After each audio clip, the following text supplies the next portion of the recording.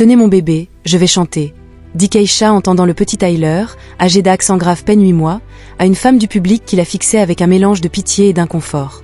Dans l'auditorium du prestigieux centre culturel métropolitain, un silence lourd tomba soudain, le genre de silence embarrassé qui précède une catastrophe annoncée. La femme hésita, visiblement mal à l'aise à l'idée de prendre dans ses bras l'enfant d'une inconnue qui venait d'interrompre l'événement de gala le plus exclusif de la ville. Je ne sais pas si je... murmura-t-elle en reculant légèrement. S'il vous plaît, insista Keisha, d'un calme désarmant. Il ne mord pas, et je vous assure que ça en vaudra la peine.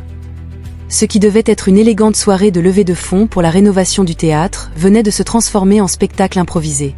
Une jeune femme noire de 24 ans, vêtue de vêtements usés, portant un bébé, venait de traverser la sécurité et d'atteindre la scène principale. Mon Dieu, comment cette femme a pu entrer ici ? Souffla trop fort Victoria Caldwell, présidente du comité organisateur, à son assistante. Où est la sécurité ? C'est humiliant. Le directeur musical, le maestro Richardson, un homme de 60 ans habitué aux événements prestigieux, monta précipitamment sur scène pour tenter de reprendre le contrôle. « Madame, je dois vous demander de quitter les lieux immédiatement. C'est un événement privé. » « Je sais très bien de quel type d'événement il s'agit, » le coupa Keisha. Sa voix résonna dans tout l'auditorium, forte et claire, bien qu'elle ne soit même pas près d'un micro. Un événement censé célébrer les talents d'exception et promouvoir la diversité dans les arts, n'est-ce pas ? L'ironie tranchante de son ton fit taire les murmures des 300 invités, chacun ayant payé $1000 pour être là. Keisha n'aurait jamais imaginé se retrouver sur cette scène de cette manière. Diplômée en musique grâce à une bourse, mère célibataire à 19 ans, elle avait passé les 5 dernières années à lutter pour obtenir une chance dans l'univers artistique fermé de la ville. « Écoutez, ma chère », dit Richardson d'un ton paternaliste, faisant se tortiller plusieurs spectateurs dans leur siège. « Je comprends que vous traversiez peut-être des difficultés, mais interrompre notre soirée n'est pas la solution. » 3 minutes, l'interrompit Keisha. « Donnez-moi 3 minutes pour chanter et je m'en vais. Si vous n'aimez pas, je vous promets que je ne remettrai plus jamais les pieds ici. » Le public réagit dans un brouhaha grandissant. Certains réclamaient la police, d'autres attendaient, intrigués. C'est alors qu'une voix retentit au fond de la salle. « Laissez-la chanter. » Toutes les têtes se retournèrent.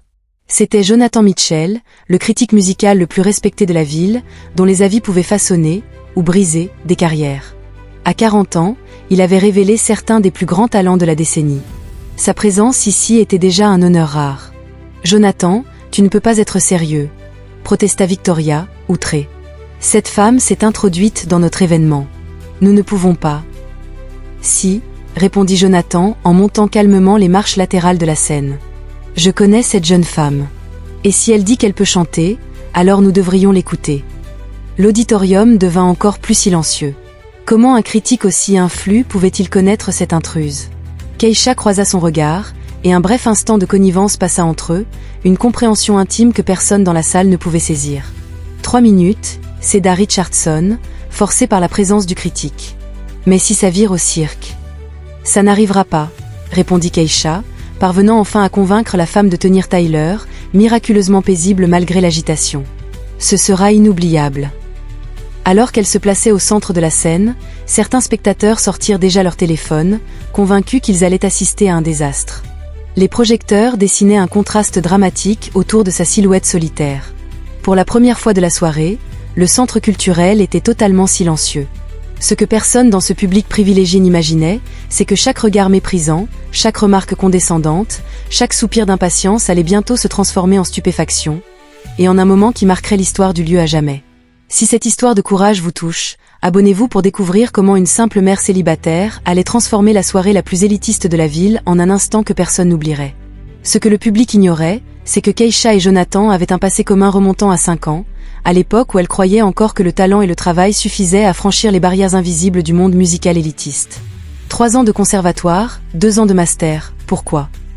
Avait-elle dit à Jonathan un après-midi pluvieux d'octobre, assise sur les marches de son école de musique, juste après avoir été renvoyée de son poste d'assistante professorale. Pour découvrir que mon diplôme vaut moins que la couleur de ma peau. Jonathan, alors jeune critique prometteur, avait été témoin de toute cette injustice. Keisha était pourtant la professeure la plus talentueuse de l'établissement. Mais lorsque des parents influents avaient exprimé des doutes sur la pertinence culturelle de son enseignement, la direction n'avait pas hésité à fabriquer des excuses pour la licencier. Des problèmes de budget, avait menti le directeur Hamilton, riche père de 3 élèves. Rien de personnel, vous comprenez? Keisha savait que c'était entièrement personnel. Elle introduisait pour la première fois une vraie diversité musicale. Une jeune femme noire qui enseignait Mozart avec autant d'autorité que les chants spirituels. C'était trop pour ceux qui voulaient préserver la musique classique comme territoire exclusif d'une élite blanche. Aujourd'hui, 5 ans plus tard, dans un environnement semblable à celui qu'il avait rejeté, Keisha ressentait à nouveau le poids des regards condescendants. Victoria Caldwell murmurait furieusement, visiblement outrée par l'intrusion, qui perturbait son événement minutieusement orchestré. « C'est inacceptable », disait-elle. « Je ne sais pas comment cette personne est entrée, mais je ferai en sorte que cela n'arrive plus jamais. Imagine la réputation de notre comité. » L'ironie était brutale. Le même comité avait amassé des millions grâce à des événements prônant la diversité, tout en veillant à ce que cette diversité ne dépasse jamais les discours. Richardson consulta sa montre de luxe et soupira. « Dépêchons, nous avons un programme à suivre. Nos donateurs n'ont pas payé pour ça. » Tyler se mit à pleurnicher doucement dans les bras de la spectatrice, qui cherchait déjà comment s'en débarrasser. « Il a faim », dit-elle sèchement, comme pour souligner encore que Keisha n'avait pas sa place ici. « 3 minutes, rappela Keisha, sa voix calme résonnant dans l'auditorium tendu. « C'est votre promesse. » Jonathan observait, les doigts crispés sur les accoudoirs. Il savait ce dont Keisha était capable, mais aussi la cruauté de ce public face à tout ce qui bousculait ses habitudes. « Mademoiselle », commença Richardson, réalisant qu'il ne connaissait même pas son nom. « Et Keisha ?» le corrigea-t-elle avec un sourire. « Keisha Shea. » Diplômée avec mention très bien de la Juilliard School, titulaire d'un master en musique de la Manhattan School of Music, ancienne professeure au conservatoire Westfield, jusqu'à ce qu'on découvre qu'une femme noire pouvait enseigner la musique classique mieux que certains professeurs aux noms européens. Un silence assourdissant s'ensuivit. Plusieurs invités s'agitaient nerveusement sur leur siège. Le conservatoire Westfield était une institution vénérée par l'élite culturelle de la ville, et sa simple mention changeait immédiatement la dynamique de la salle. Victoria Caldwell pâlit, visiblement troublée. Elle connaissait cette histoire par cœur. Elle avait été l'une des mères inquiètes qui avaient fait pression pour le départ de Keisha, affirmant que leurs enfants avaient besoin d'influences plus traditionnelles dans leur éducation musicale. C'est une accusation très grave, balbutia Victoria, tentant de garder son sang-froid face aux caméras que certains invités avaient encore allumées. Une accusation ? Répéta Keisha, un sourire ironique se dessinant sur ses lèvres. Non, Madame Caldwell. Une accusation serait ce que je pourrais faire concernant les emails que vous avez échangés avec la direction de l'école. Vos menaces voilées de retirer vos dons si une personne inappropriée continuait à influencer l'éducation musicale de vos enfants. Le choc fut immédiat. Victoria tenta de répondre, mais aucun mot ne sortit. Comment Keisha avait-elle eu accès à cette correspondance privée?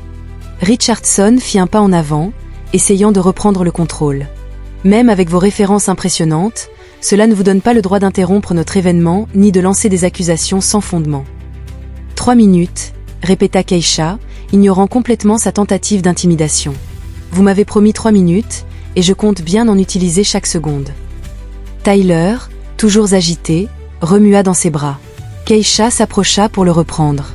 Désolée pour le dérangement, dit-elle à la femme qui le tenait.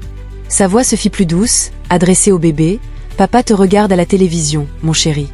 On va lui montrer de quoi maman est capable. Plusieurs spectateurs se tortillèrent nerveusement. Si l'événement était diffusé, tout ce qui se passait ici deviendrait instantanément public. Jonathan se leva enfin. Il vaudrait peut-être mieux laisser l'art parler de lui-même, dit-il, sa voix tranchant les tensions grandissantes. Après tout, n'est-ce pas ce que vous défendez tous? La pureté de l'expression artistique, libre de tout préjugé. Le défi implicite dans ces mots résonna dans l'auditorium. En tant que critique le plus respecté du pays, Jonathan mettait sa réputation en jeu pour défendre Keisha, et tout le monde le savait. Keisha serra Tyler contre sa poitrine, inspira profondément et se plaça au centre de la scène. L'éclairage théâtral dessina un halo autour d'elle, transformant cette mère célibataire en une figure presque éthérée. Pendant un instant, le centre culturel métropolitain fut plongé dans un silence absolu, comme si même le système de climatisation s'était tu pour l'écouter. Ce que les spectateurs privilégiés ignoraient, c'est que chaque regard méprisant, chaque murmure condescendant, chaque geste d'impatience alimentait en Keisha une force nouvelle. La puissance de quelqu'un qui avait été sous-estimé pendant des années et qui était sur le point de révéler tout son potentiel. Mais avant que la première note ne sorte de ses lèvres, un événement inattendu se produisit. les lumières de l'auditorium clignotèrent. Lorsqu'elles se stabilisèrent, 3 personnes se tenaient à l'entrée principale du théâtre, prêtes à transformer cette soirée en quelque chose de bien plus grand que quiconque aurait pu l'imaginer. Les 3 silhouettes firent frissonner Victoria Caldwell dans le dos. En tête marchait David Chen, journaliste d'investigation pour une chaîne nationale, appareil photo professionnel en main, l'air de quelqu'un qui venait de découvrir le scoop du siècle. À ses côtés, Marcus Williams, ex-mari de Keisha et père de Tyler, vêtu d'un costume qui trahissait son succès récent et sa stature retrouvée. Et enfin, Carmen Rodriguez, avocate renommée pour ses victoires dans les affaires de discrimination raciale. « Excusez-moi de vous interrompre », annonça David, sa voix résonnant dans l'auditorium tandis qu'il allumait sa caméra. « Je suis David Chen, de News Network. Nous sommes ici pour une retransmission en direct concernant une affaire de discrimination que notre chaîne suit depuis plusieurs mois. » Victoria sentit son estomac se nouer. Une retransmission en direct signifiait que chaque mot, chaque geste, chaque regard serait diffusé dans des milliers de foyers. Richardson tenta d'intervenir, « Excusez-moi, mais il s'agit d'un événement privé. Nous n'autorisons pas. » En fait, coupa Carmen en sortant des documents d'un dossier, nous avons vérifié auprès de la commission des événements publics et découvert quelque chose d'intéressant. Bien que cet événement se présente comme privé, il reçoit un financement public conséquent. Il est donc soumis aux mêmes lois de transparence que tout espace public. Un silence glacial s'abattit, si profond que l'on pouvait entendre le bourdonnement des lumières. Keisha resta au centre, Tyler désormais calme dans ses bras, observant la scène avec une sérénité qui commençait à irriter ceux qui s'attendaient à la voir craquer sous la pression. Marcus s'approcha de la scène, les yeux fixés sur Keisha avec un mélange de fierté et d'inquiétude. « Salut, chérie », dit-il doucement, mais assez fort pour être entendu par les micros. « Comment va notre garçon ?» Le mot « notre » fit l'effet d'une bombe. Keisha n'était pas seule, et Tyler avait un père présent, qui soutenait pleinement ce qu'elle était en train de faire. « Il va très bien », répondit Keisha, sa voix empreinte de tendresse, contrastant avec la tension ambiante. Tyler regardait sa mère entrer dans la scène. Victoria tenta de se ressaisir, consciente qu'elle était filmée. « Je ne comprends pas ce qui se passe ici. S'il y a une plainte légale, il existe une procédure appropriée pour... » « Oh, nous avons suivi toutes les procédures, » coupa Carmen, son sourire froid ne parvenant pas à masquer son sérieux. « Nous avons déposé des plaintes officielles il y a 6 mois. Contacté le comité d'éthique il y a 4 mois. Demandé des réunions il y a 3 mois.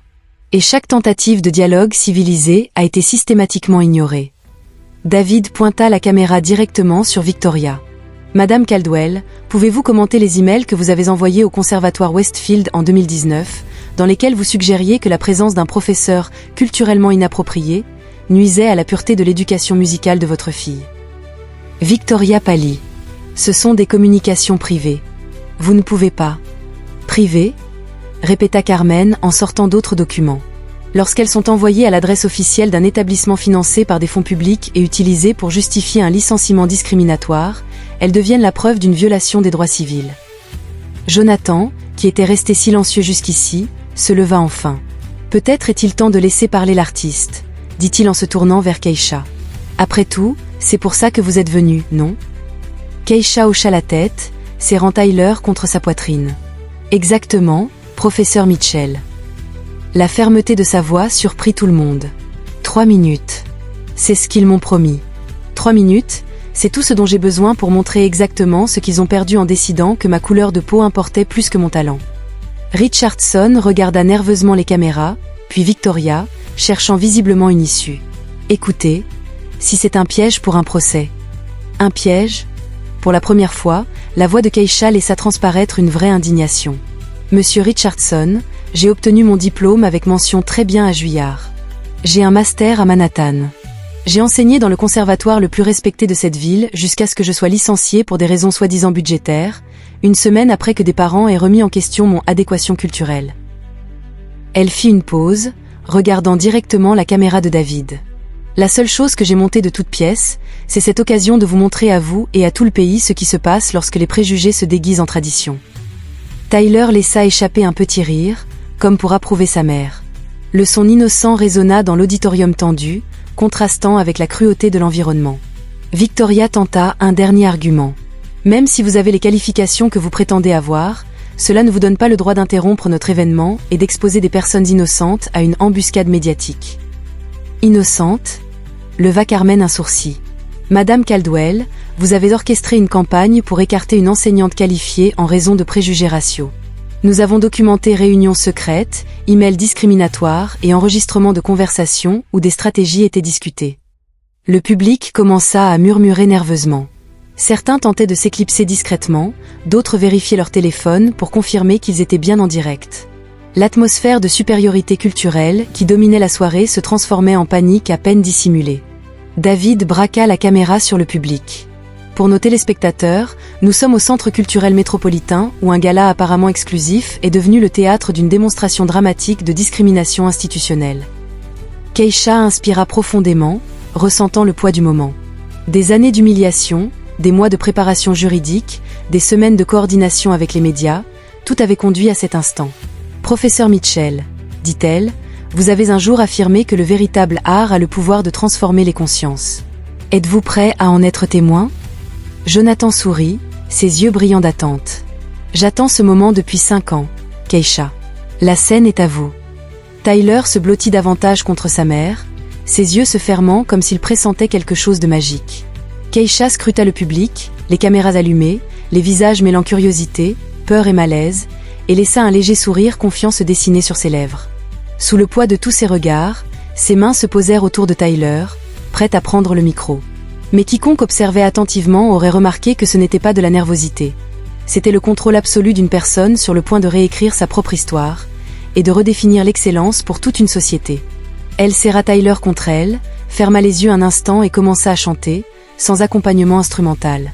Sa voix pure résonna dans l'auditorium silencieux. La première note stoppa presque le temps. Ce n'était pas seulement une voix, c'était une force de la nature, cristalline et puissante, émergeant d'un lieu au-delà de la technique ou de l'entraînement, au-delà de tout ce que ce public élitiste avait connu.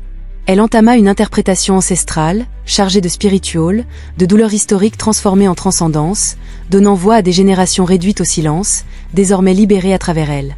Le silence était total. Les téléphones, quelques secondes plus tôt utilisés pour fuir la situation embarrassante, restaient oubliés sur les genoux de leurs propriétaires, hypnotisés par la force émotionnelle de la performance. Victoria Caldwell, qui tentait désespérément de coordonner une sortie discrète, était paralysée. Ses mains tremblaient et des larmes ruisselaient sur son maquillage, effaçant le mascara coûteux appliqué pour impressionner l'élite. Richardson, le directeur musical qui avait voulu expulser Keisha, était bouleversé. Ses yeux écarquillés et sa bouche entr'ouverte trahissaient le choc. Il venait de réaliser qu'il avait failli priver le monde de l'une des voix les plus extraordinaires de sa génération. Mais c'est pendant sa deuxième chanson, une interprétation bouleversante de Strange Fruit de Billie Holiday, que Carmen décida qu'il était temps d'agir. David murmura à son collègue, commence à filmer le public. Ce qui va se passer entrera dans l'histoire. Pendant que Keisha chantait les corps pendus aux arbres du Sud, Carmen sortit méthodiquement des documents de son porte-documents, assemblant les preuves d'une discrimination systématique. Pour nos téléspectateurs, dit David à voix basse, nous assistons non seulement à une performance extraordinaire, mais aussi à la révélation en direct d'un cas de discrimination institutionnelle que notre chaîne suit depuis des mois. Tyler, miraculeusement calme dans les bras de sa mère, semblait hypnotisé par sa propre voix, bercé par la puissance et la beauté de la performance. Certains membres du public éclataient en sanglots, non seulement frappés par la beauté de la musique, mais aussi par la prise de conscience croissante de l'injustice qui venait d'être révélée.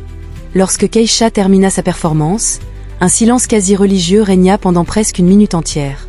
Personne n'osait briser la magie du moment par des applaudissements prématurés.